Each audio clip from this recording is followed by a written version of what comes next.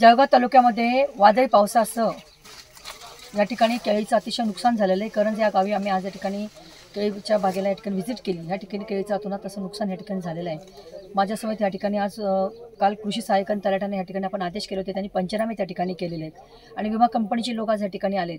त्यांना आम्ही या ठिकाणी स्पष्ट अशा सूचना दिल्या आहेत की झाड जरी वाकलेलं असेल त्याचं मूळ हललेलं असतं, त्यामुळे ते झाड पूर्ण टिकणार नसतं आणि बागेमध्ये समजा 5-25 झाडं जरी उभे असले तर त्याचं पीक काही शेतकऱ्याला घेता येते, त्यामुळे तो पूर्ण बाग असायला त्या ठिकाणी काढावं लागतं। त्याचं अतोनात तसं सगळं नुकसान होतं आहे। तर ते पंचनामे नीट आणि व्यवस्थितरित्या करावेत आणि त्यानंतर आम्हाला करा। बऱ्याचदा शेतकऱ्यांच्या अगोदर हे लोक सह्या घेतात आणि नंतर मग ते पंचनामे त्या ठिकाणी सादर केले जातात आणि त्यामध्ये कुठेतरी मोठ्या अडचणींना शेतकऱ्याला सामोरं जावं लागतं।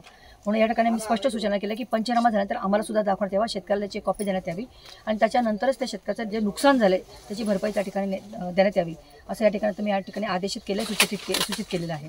मला असं वाटतं शेतकरी हा ताट पाण्याने जर उभा करायचा असेल तर त्याच्या ह्या नुकसानाची भरपाई त्याला या ठिकाणी मिळाली पाहिजे, कारण तो कष्टाने हा बाग उभा करतो आणि ज्यावेळेला पीक येण्याच्या अगोदरच तो बाग नेस्तनाबूत होतो तर त्यावेळेला त्याचा खूप मोठं वर्षभर कसं काढावं हा त्याच्या पुढचा फार मोठा प्रश्न असतो। मला असं वाटतं की ह्या माध्यमातून आज या ठिकाणी अतोनात असं नुकसान झालेलं आहे, त्या नुकसानाची भरपाई मिळावी यासाठी मला वाटतं शासनाच्या माध्यमातून आपण नक्कीच या ठिकाणी प्रयत्न करून शेतकऱ्याला मदत कशी देता येईल यासाठी प्रयत्न करूयात। एबीपी माझा, उघडा डोळे बघा नीट।